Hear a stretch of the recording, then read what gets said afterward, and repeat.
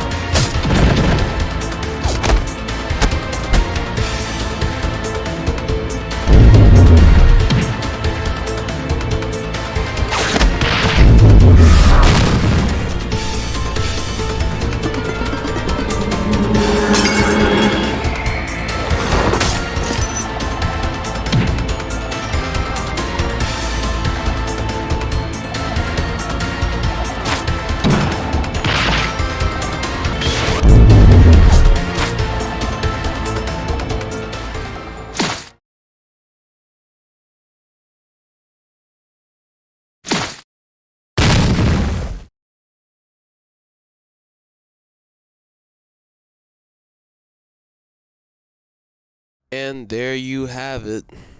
I don't feel like this fight was one-sided.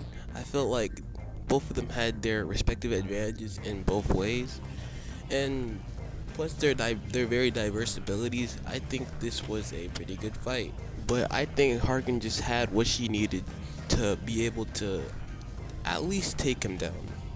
First, starting off with strength, we have Harken, a character who is able to overpower civilians, which should get into like street level, and she is also able to, in lore, she's able to break steel and stuff like that. So she should most likely get into wall level.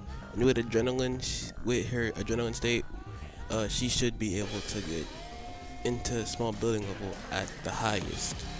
Other hand, the Warden is far stronger, being able to scale to the player who can survive getting rammed by Jean, who should be able to ram into those town level ranges.